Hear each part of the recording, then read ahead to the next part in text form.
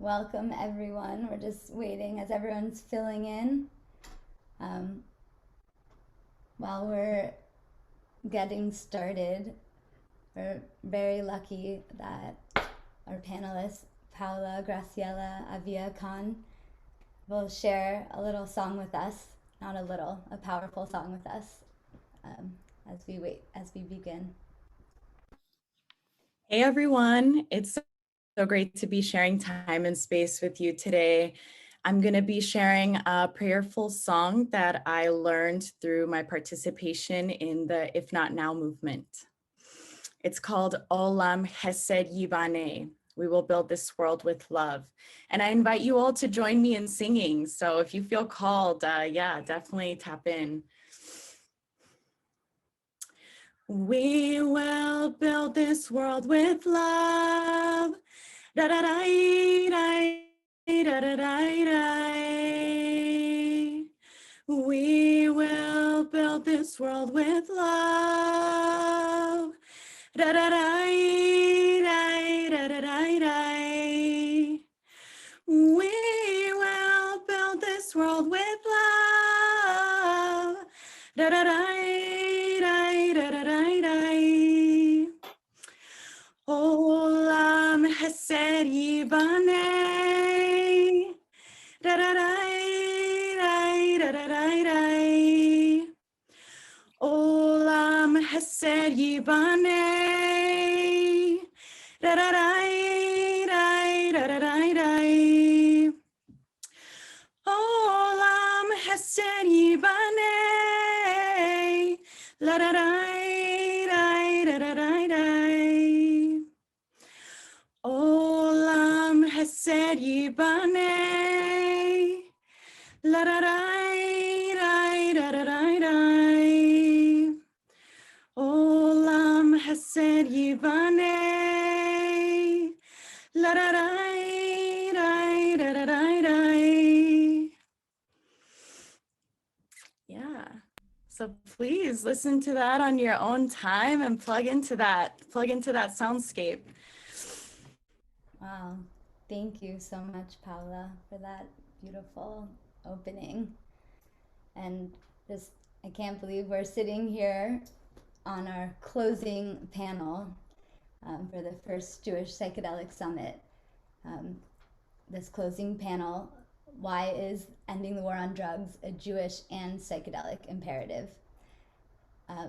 Please make sure also to stick around to the end when the legendary Rabbi Art Green will be joining us for a closing bracha. My name is Natalie Lyla Ginsberg, and I work as the Director of Policy and Advocacy at MAPS, the Multidisciplinary Association for Psychedelic Studies. I'm also proud to be a co-founder of this summit.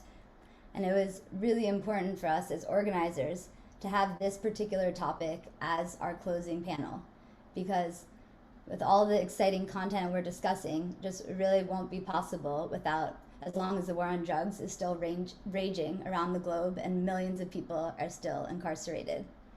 And frankly, far too many psychedelic conferences often do skip this part of the conversation. Drug prohibition has always been a tool of scapegoating and criminalizing indigenous practices and people of color.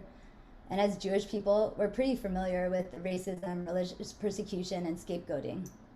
And we also believe in tikun olam, or working to repair the world. And today, I'm really excited to be joined by some panelists who have played really instrumental roles in the unraveling of the war on drugs. And I'm going to briefly introduce them all myself and then dive into some questions in our short time here today. First, I'm excited to introduce Yitz Jordan, who is the founder and CEO of Tribe Herald, the first Black-owned Jewish media company, creating a necessary space for Jews of color to share stories. He's also a hip-hop artist as well as an activist in Jewish, queer, and communities of color. Next, we have Rachel Wissner, who is a drug policy reformer, organizer, and photographer based in Washington, D.C. She works as the Director of Development and Communications for Students for Sensible Drug Policy, a global grassroots network of young people and students who are dedicated to dismantling the war on drugs. And congrats, Mazal Tov, Rachel, on your conference this weekend. I know you guys just had a whole weekend of amazing content. Rachel is also a member of the justice team at the New Synagogue Project, a Jewish community in Washington, D.C. And has done many more awesome things, and I'm just trying to keep our bios short here. I'm going to move next to Ethan Nadelmann, who I'm excited to introduce, as he has played a leading role in the harm reduction and other drug policy reform efforts in the United States and globally since the late 1980s. He is the founder and former executive director of Drug Policy Alliance, the world's leading advocacy group working to end the war on drugs, where I was lucky enough to start my career in drug policy reform as an intern in social work school. Ethan was born in New York City, and he received his BA, JD, and PhD from Harvard and taught politics and public affairs at Princeton. You can also catch his TED Talk, which has over 2 million views. Next up, we have Mitchell Gomez, who is executive director of Dance Safe, a peer-based harm reduction organization promoting health and safety within the electronic music community. He is of mixed Sephardi, Ashkenazi, and Native American ancestry, and each of these has contributed substantially to his understanding of drug prohibition and its relationship to spirituality and religion. He was raised in a contemporary conservative Jewish home, and at 18 moved to Israel, where he spent time first on secular kibbutz before moving into an Orthodox yeshiva in the Old City. He is currently a member of the humanistic Jewish community, but his time in yeshiva continues to deeply impact his understanding of the world today. And last but certainly not least, we have Paula Graciela Avila Kahn, who is a performance artist and a movement strategist. She works as decarceration and community investment strategist at Freedom for Immigrants and organizes humanitarian support to arriving Central American immigrants in Tijuana. She supported the release of over 10 people from immigrant prisons. She works at the intersections of indigenous rights, racial justice, migrant and environmental justice, drug policy, feminism, historical memory, decarceration, militarization, and healing justice. Paula is interested in the role psychedelics and ceremony can play in processes of disarmament, demobilization, and reintegration. Paula is of Ashkenazi Jewish, Mayan, and Iberian ancestries. So, as you can see, we have some pretty phenomenal panelists with us today. To get us started, Ethan, for those who may be a little bit less familiar, can you give us a brief overview of what we mean when we say the war on drugs? And while you're doing that, can you also share how Judaism has shaped your legendary work dismantling prohibition with the Drug Policy Alliance? Thank you. You're on mute. Yes, sure, Natalie. I'm happy to do that. Happy to be part of this panel and this conference. So yeah, the war on drugs, that was a term coined by Richard Nixon about 50 years ago. This year is the 50th anniversary of Nixon's declaration of the war on drugs. And it was resuscitated then by Ronald Reagan and George Bush, but it was a bipartisan thing. And what it really meant was pursuing a highly moralistic, highly punitive, highly emotional, highly criminalized approach to people and to markets who were involved with certain drugs like marijuana, cocaine, heroin, methamphetamine, psychedelics to some extent. And it meant obviously making a very powerful distinction between alcohol and tobacco and pharmaceuticals on the one hand, and these other drugs. When I got interested in this issue in the early 80s, it was sort of a backwater issue. But by the late 1980s, the war on drugs was literally the #1 issue in American public opinion. It was an important foreign policy issue. It was the headlines of major newspapers, magazines, TV shows. And it was a period in which there was just massive increases in prosecution and arrests and criminal penalties, state legislatures, countries, the US and even some foreign countries jumping on board, but with the US really playing a truly pioneering role, not a pioneer, but a leading coercive role in the US and around the world in advancing this. So we went from having 50,000 people locked up on drug charges in 1980 to 500,000 by the early 2000s, and 1.5 million people being arrested, and et cetera, et cetera, et cetera. And as you can imagine, this was overwhelmingly targeted at people of color, especially young Black men, and poor people. So there was the strong racial class dimension to all of this. Now, I came to this not initially as a racial justice issue. For me, this was first and foremost a human rights issue. Now, it also became a matter of public policy. And I was a guy doing a PhD and a law degree and thinking about public policy. And what I realized is that the more you look closely at this issue, the more you realize the extent to which the science and public health should have taken drug policy in one direction, but public opinion, public fears, the politicians and the laws were all going in the opposite direction. And it was that growing an incredible disparity between what should be and what was, which struck me as this fascinating intellectual puzzle and a fascinating moral challenge, and ultimately something that just seemed really worth committing my adult life to trying to change, first as an academic and then as an activist. Now, I said the human rights element, and that really connects to a sense of identity I had as a Jew growing up. I mean, part of it is growing up. I mean, from the time I was 8 years old, I knew I wanted to be a history professor. I mean, how many 8-year-olds think they want to be a history professor when they grow up? So I was always very historically conscious. You, Natalie. But beyond that, it was also very deeply grounded in my historical consciousness as a Jew. And part of it was from my mom's, father and grandparents having fled, Lithuania, Latvia, what have you, because of pogroms and things like that. But the even stronger part was my dad, having been born in Berlin in 1928, in Berlin, and having to grow up under Nazism, and in 1939 fleeing first to Ecuador, where he grew up as a teenager, and then coming to the U.S. And becoming a rabbi. In fact, this wonderful coincidence that I think he and Art Green, both graduated as conservative rabbis from the theological seminary and then became leaders of the Reconstructionist movement, which was the formative influence on me. But it was that understanding of Jewish history that wherever the Jews were basically left alone by the dominant group in society, that the worst threat they faced was really assimilation, loss of identity, heritage. Those are serious things, but not loss of life and limb and everything else. But in those places where the majority felt compelled to impose their view, their view on the Jews, and oftentimes not just to punish the Jews, but for their own good in some cases, whether it was imposing Christianity, in the periods when all that happened, or whether it was Nazism, et cetera, then the Jews were fucked. I mean, and it was that demonization of minority for just being different.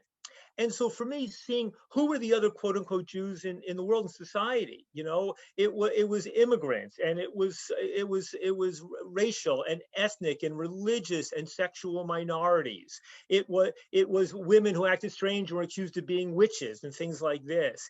And it seems to me these were all part of a group where we needed to fight against that instinct to demonize and criminalize and persecute the other. So when I, in my 1920s, looking for a way to combine my desire to be an academic with my interest in social justice, was thinking, where does this fit?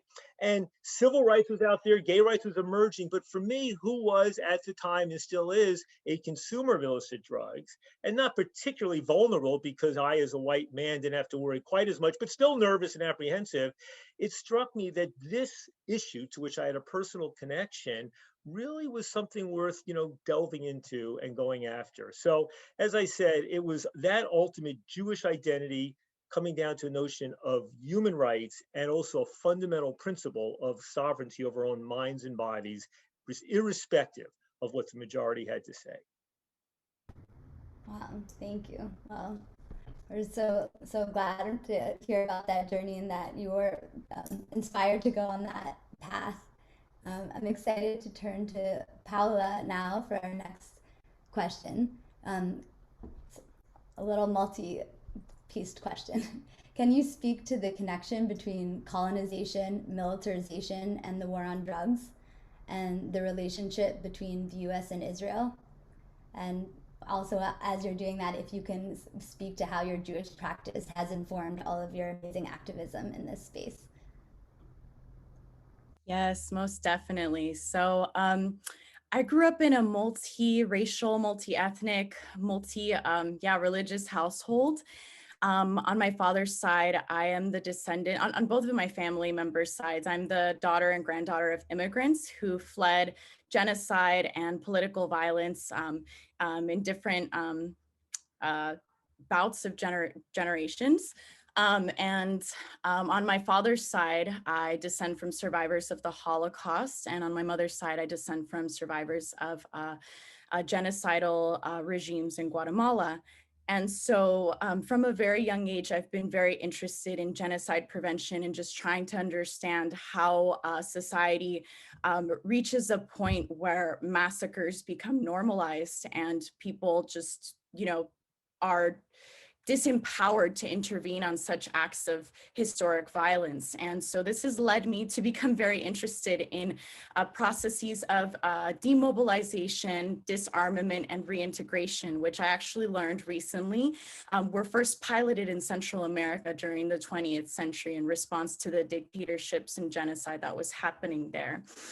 But I want to take us back to 14th century Iberian Peninsula, because I do think that we really need to turn our attention to the past. And I think as a Jewish peoples and interfaith allies, we really can look to the past, to study the past, to get a better sense of direction for how to embody the present and shape the future. And so when we look at our contemporary racist drug policy, it really originates from the religious persecution that Jews faced in Spain in the 14th and 15th century. And I think that's a common thread in Jewish history: religious persecution, forced migration, and seeking refuge. And so some of the reasons for which Jews were persecuted in Spain and then in Portugal were actually some of the bases of persecution for indigenous peoples in what is recognized as the Americas nowadays for religious practices.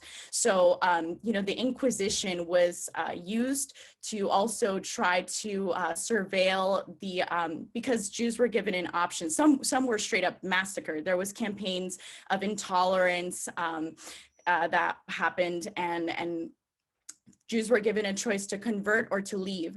And so many converted, but then the Inquisition was tasked with trying to surveil those who were continuing to practice Judaism, known as crypto-Jews or marranos. And so, the way the Inquisition was implemented in Spain also informed how the Inquisition operated in the New World. And also just thinking about how a lot of the witch trials that happened in the Iberian Peninsula and what witches were persecuted for had to do with the Sabbath and having rituals that were connected to nature, that were connected to cycles of life, that had reverence for the divine. So, that diverged from how Christianity had been hijacked to sustain hierarchical powers. So the connections there are super strong, could go on forever about them, but the criminalization and the prohibition of psychoactive substances in the Americas has a direct correlation to religious colonization in the Iberian Peninsula. So we really got to connect the dots there. Then fast forwarding to the late 19th century and the criminalization of opium, and later in the 20th century, cocaine and marijuana, it all had to do with border expansion and controlling who could come in and who could come into the US borders. And it always had to do with sustaining some would say ethnocracy or a hierarchy based on race and racial purity. So just always paying attention to that. Border expansion has a lot to do with the containing of the Mexican Revolution and not wanting revolutionary communism or anarchy to enter the United States, because there was a lot of labor organizing along the border. So really connecting the suppression of radical movement building led by Mexican revolutionaries in the early 20th century. So just wanting to name that. But really my work is really based in migrant justice and abolishing immigrant prisons, again, because I come from Central American lineage, and also because I come from a lineage of survivors of genocide. So when I learned about immigrant prisons, I connected the dots real quick, and I said, this looks really fucking familiar. This is scary. I've heard about this from family members. And so in 2013, I started to get involved, but it was really 2014, I became more conscious on the drivers of forced migration from Guatemala and visited an immigrant prison facility.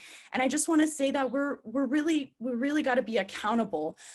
When I was younger, I wasn't too big of a fan of the high holy days because to me, they were boring. But the more I grew up, the more fond I became about the high holy days, because it's an opportunity where we are held accountable. We are taking an accounting of our deeds.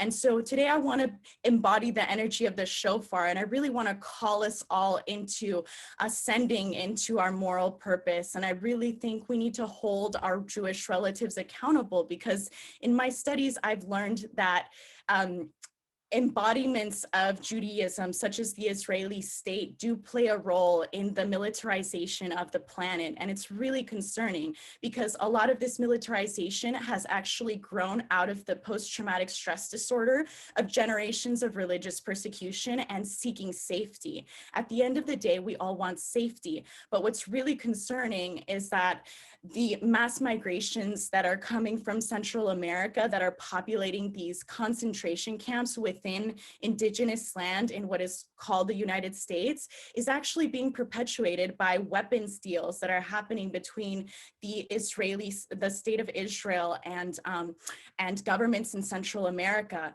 And the border technology, the surveillance technology happening in Tohono O'odham indigenous territory in what is recognized as Arizona is coming from a security firm, an Israeli security firm called Elbite Systems.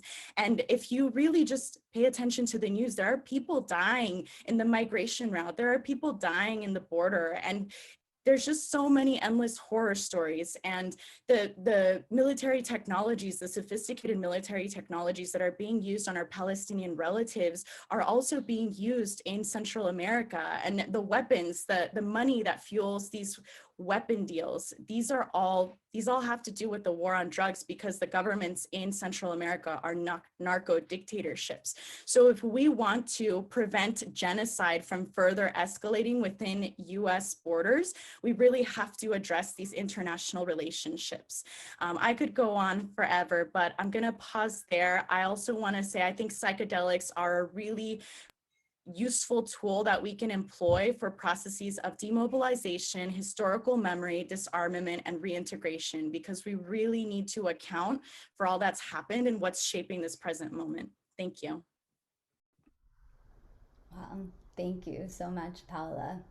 Yeah, I really appreciated you kind of drawing the connections between trauma and militarization and safety and incarceration, even as an attempt at safety, but obviously creating a lack of safety and horrific impacts on public health, etc., etc. I also keep hearing witches being brought up, and I think it's interesting just to note, because a lot of people don't, that Paula alluded to this, but many of the witches were Jewish women, and even the caricatures of what we think of as a witch from medieval times, with women with big noses and dark hair and shorter, often based on Jewish women. So just really thinking about what that means. And excited to move next to Mitchell. Mitchell, can you explain the concept of harm reduction and the role your organization Dance Safe plays in ending the war on drugs, and why compassionate drug reform is a Jewish imperative? Yeah, of course. And yeah, thank you for having me on this panel. I have my camera over here and my screen over here, so I'm going to try to shift my focus over to the camera. Yeah, so I've been trying for a couple of years now to come up with like a really good one-sentence explanation of like my view on harm reduction. And I think I've actually finally done it while I was prepping for this call. I think I finally landed on the one-sentence explanation that I really like, which is that harm reduction can be very simply understood as the belief that anyone who uses any drug in any way is still deserving of all of their human rights. And so I think I finally, because of this talk, I finally landed on my one-sentence explanation. In a very practical sense, US harm reduction in particular is often focused on the harms that are created by prohibition, not necessarily the harms that are created by these drugs. And so Dance Safe's place within the movement, we do a lot of things. We go to music, we work primarily within the music community. And we go to these events and we provide, sexual health education, consent education, hearing protection, sunscreen, a whole variety of harm reduction services. But our sort of foundational service, the thing that gets us in the media, is that we provide on-site drug checking services, which is a really good example of a service that is really only necessary because drugs are illegal. In regulated, controlled marketplaces where people have the right to access the drugs that they want, drug checking services aren't needed, right? You don't need drugs under regulated markets, you need them under unregulated markets. And so I think it's really important to root the understanding of what we're doing in the reality of prohibition, which is that prohibition is an explicitly harm maximization policy. The goal of prohibition is to make drug use so dangerous that people don't do it. And there have been heads of the DEA who have openly said this. That's not like a paranoid thing. I believe it was either the first Bush or the second Bush. Their head of the DEA said in open testimony in front of Congress that the goal of the DEA was to make drug use so crazy that, or so dangerous that only a crazy person would do it. And that's how they phrase it. That's the goal of the DEA. And so, yeah, I think that recognition that this is rooted in sort of historical realities.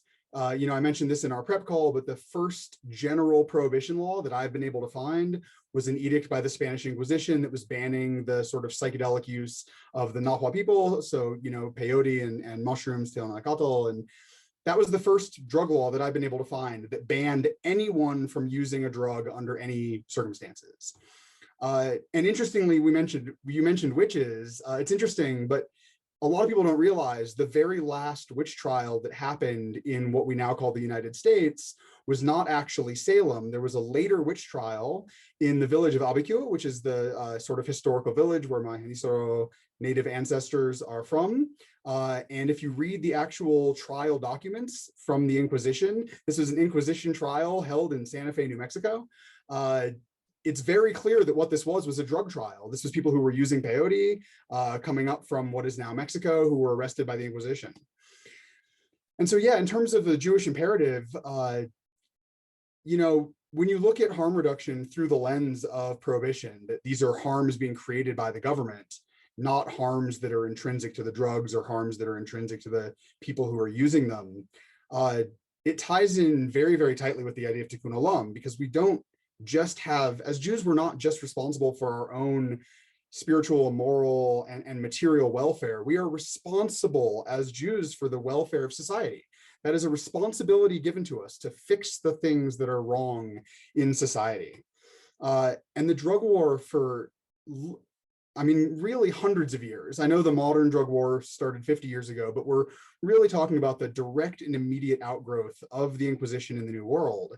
And for hundreds of years, the drug war has been the cornerstone of white supremacy. That has been a tool used by white supremacy.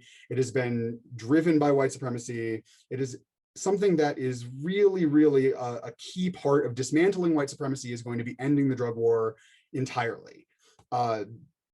And so, yeah, psychedelics, I personally find to be exceptional. I think that it's okay to talk about the amazing things that psychedelics can do, but that doesn't mean that we can engage in psychedelic exceptionalism. We're talking about a thing, the drug war, which I believe is the single greatest threat to personal liberty in the modern world. It erodes the Fourth Amendment, it erodes the First Amendment, it erodes our right to bodily autonomy. And the only way to dismantling the drug war is not going to be enough to end white supremacy, but we cannot end white supremacy without dismantling the drug war. And so I think that this is the sort of key step we need to take. But really, the idea that we should love our neighbor as ourselves means that we can't just legalize the drugs that we might like. That's not drug war activism. That's just another expression of privilege. If we just use our political influence and money to end the drug war for the drugs that we like, but we leave other people out in the cold, I think that is a violation both of the moral precepts of Tikkun Olam and also a strategic error when it comes to ending the war on drugs. And so, yeah, I think that, once we recognize that everyone has the right to use the drugs they want to use, and that the drug war itself has never been about drugs, it's always been about controlling certain people, I think it becomes very clear what the moral imperative is for the drug war, which is to completely end it. Amen. Thank you, Mitchell. Rachel, I'm gonna head to you now, and sorry, I'm gonna keep us moving, make sure we have time for everyone. Rachel, how has Judaism shaped your drug policy reform working at Students for Sensible Drug Policy, and why is drug policy reform inextricably linked to your psychedelic advocacy? I love this question so much. And also shout out to Mitchell for bringing up tikun olam, because that was like, a big part of it. So I'll talk about like, a little bit about my background and like how it kind of led me to drug policy reform. So I grew up in a Reform Jewish household, which was very, very, very liberal Jewish household, with like one parent who is not a Zionist, actually. So and I had a congregation. So both my parents are Jewish. My father grew up conservative. My mother grew up Reform. And I was raised Reform. And my congregation growing up was very much like centered around Tikkun Olam. And like my understanding of Reform Judaism is that it's called Reform Judaism not just because it's a reformation of the religion, right? Like it wasn't like, it does like the interpretations of like religious Jewish tradition, like does deviate from like it's not like halacha is not like binding, right? But that's not what necessarily like the core of Reform Judaism is. It's called reform because the imperative you have is to reform the world, repair the world, tikkun olam. Like that's that's where it comes from. So that was always like a very central part of like my religious and moral upbringing, was like I have a duty as a Reformed Jew to social justice, to repairing the world. And my parents were very much politically active. My mother was a union rep. She works at a public school in New York City. She was a union rep, like very big union family. My father's also a teacher. So I grew up like very aware of like labor rights, education rights. And I was always a very, very political person. But it wasn't until I wasn't drawn to drug policy reform until in high school, when I was expelled from high school for drug possession. I was like, a troubled teen, and like using drugs to like self-medicate for PTSD and other trauma and bullying.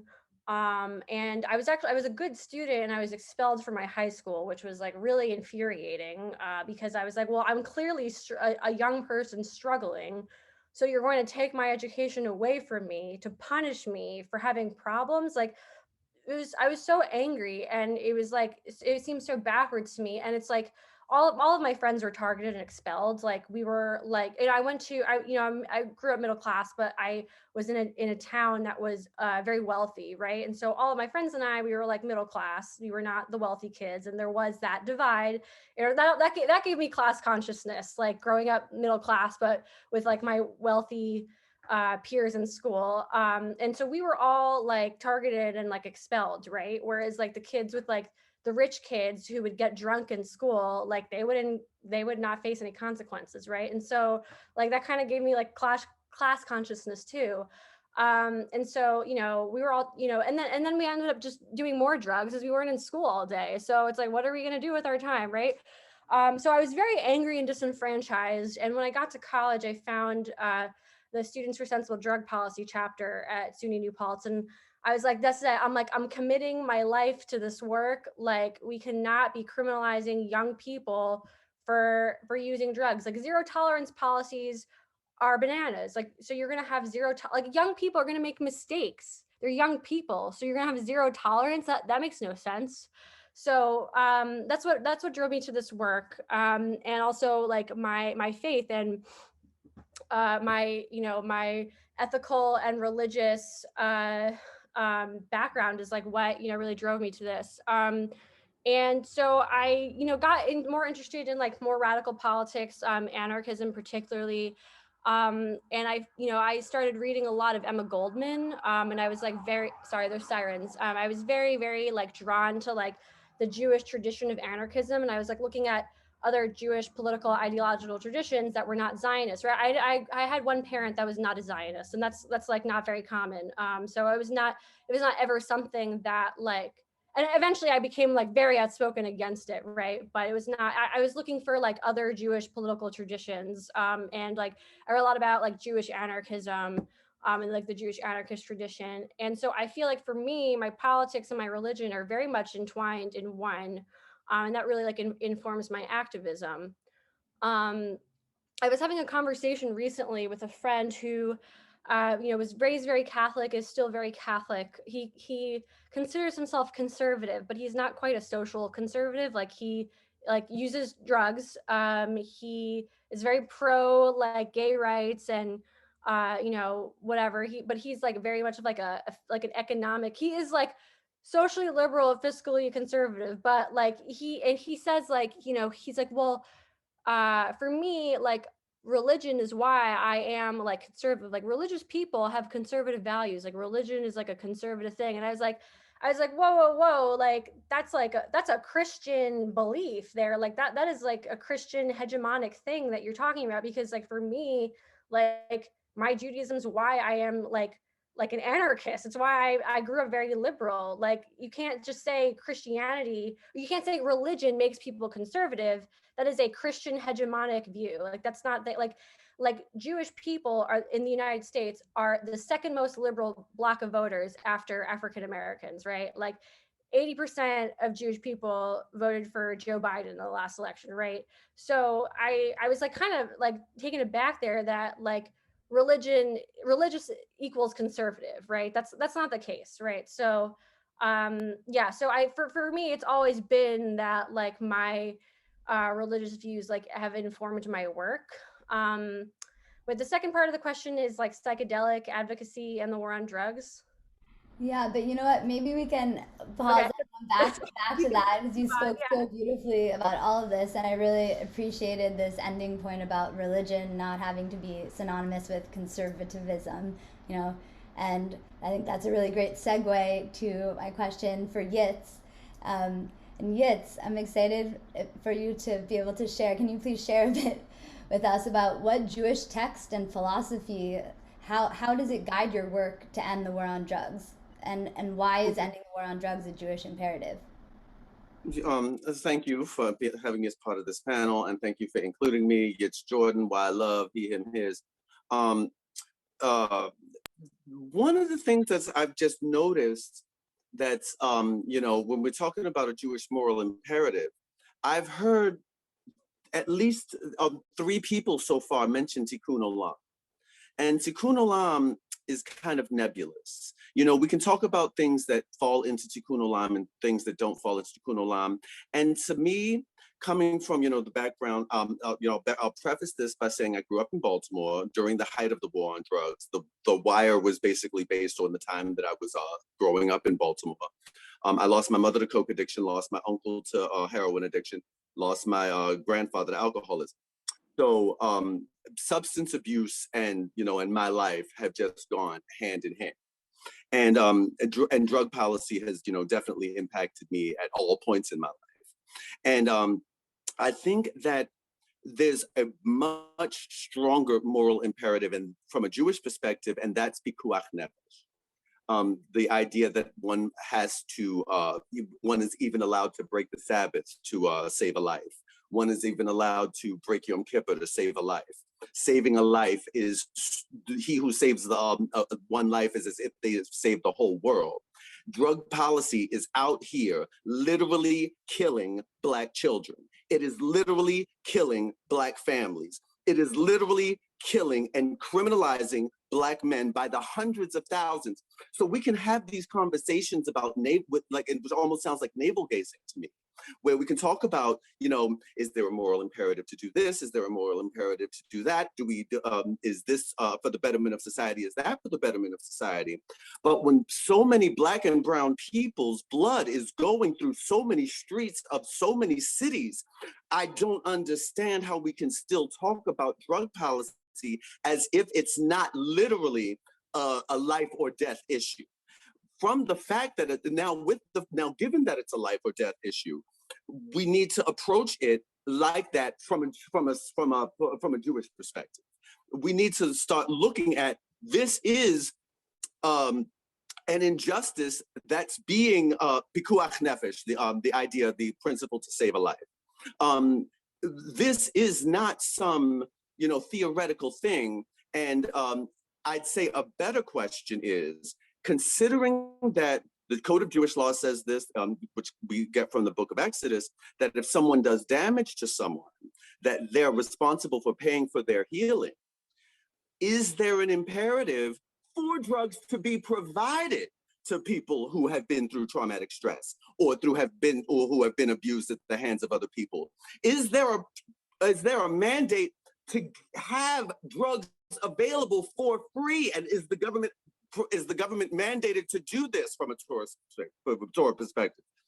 You know, and I'm gonna, you know, basically say, like, I converted Hasidic, so I converted ultra Orthodox, and the Haredi perspective is you know, is my frame of reference.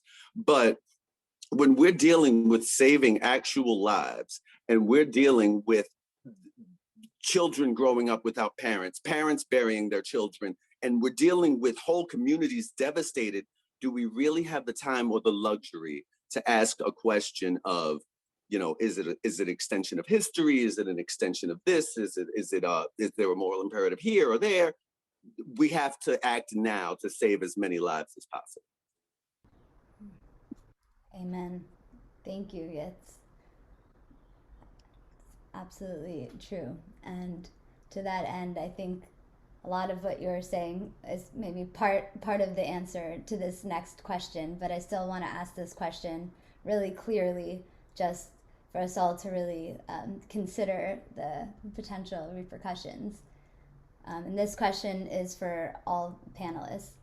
What are the dangers of psychedelic reform without ending the war on all drugs?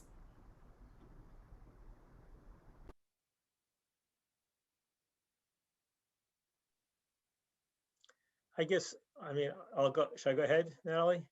Yeah, I mean, you know, I'm torn really about it, because on the one hand, drug policy reform includes such a great variety of issues, right? From marijuana reform, which has such an incredible run, to psychedelics reform, which has such momentum now, to all the aspects of criminal justice reform involving other drugs and a huge racial justice element to that piece, to, you know, asset forfeiture reform and harm reduction in public health, and you know, you name it. And so there's a part of me which feels that, you know, almost inevitably, you have no choice, but that each component of drug policy reform just needs to move as quickly forward as it possibly can, right? And then what you try to do is figure out ways in which those who advance the furthest can then begin to help the others. So I'm very inspired right now, for example, that with marijuana reform, now that it's become more and more framed at legalization as a racial justice issue and racial equity issue, and as these things are now legalization is moving now through the state legislatures rather than ballot initiatives, so it's easier to bring that focus in on it. What you're seeing is, you know, all this push on things like making sure major parts of the revenue go back to help those communities that were most harmed by the war on drugs. So there are ways in which those kind of spin-offs can happen. It would be great to see with psychedelics that as that sort of thing happens, that one, you know, also can have that kind of giving back, right? I mean, and I should also say, look, I think maybe like Mitchell as well,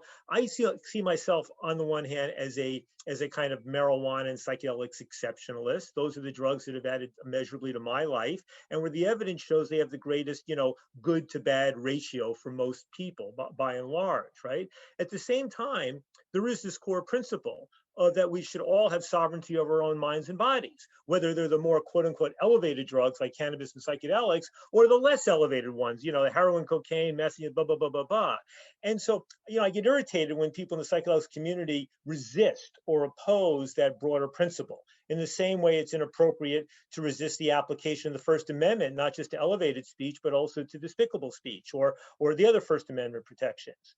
So I think that, you know, I think it's important for the psychedelics community to keep being connected. I think it's fantastic that MAPS, unlike some other psychedelics reform organizations, has been committed to being part of the broader drug policy reform struggle and is making what efforts it can now on the racial justice piece. So I think that stuff's really important. And, you know, with the folks who just want to move forward as psychedelic exceptionalists and making the money, or even without the money moving forward, you know, God bless them, but I hope they get the bigger picture and can be pulled into some form of connection to the broader issue.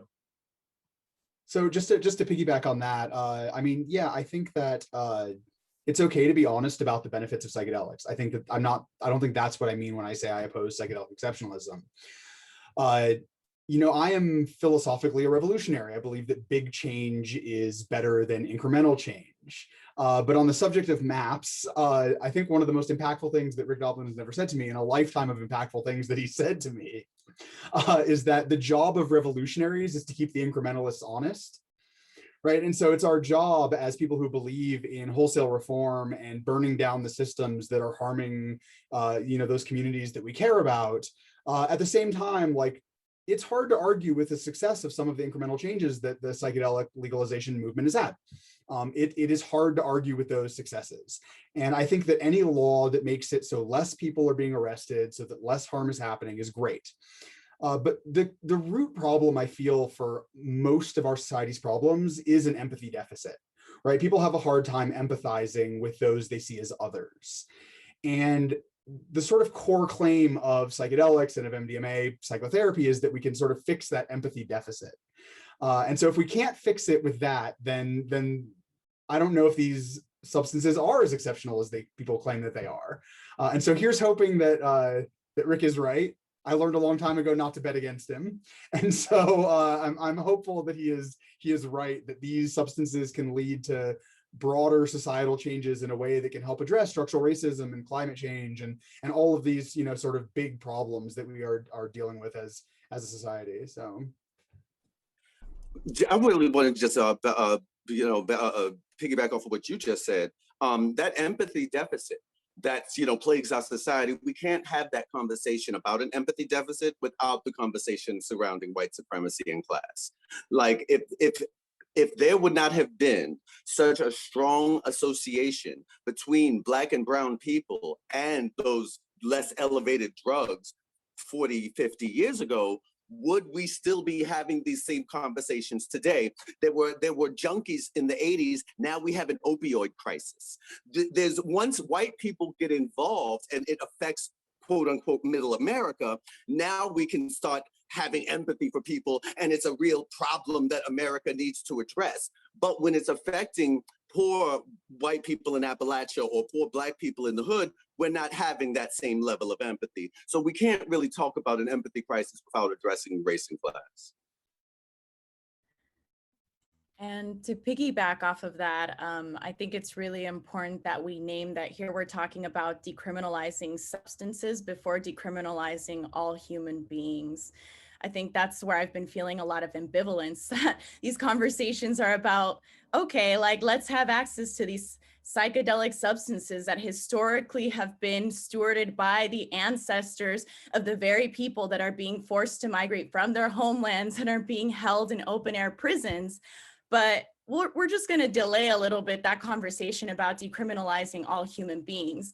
And I think that's really the heart of my concern with these conversations. We need to decriminalize people as a priority while we're also decriminalizing all substances. And I also just want to name that drug-related offenses are the leading cause of people being deported from the US, and drug-related charges are the top reason why people are being seized and abducted by immigration customs enforcement. In 2019, 67,000 people were arrested by ICE for drug-related charges. And given the Jewish people's historical experience with deportations, this is something we really need to lend our attention and prioritize while we're ending the war on. Thank you.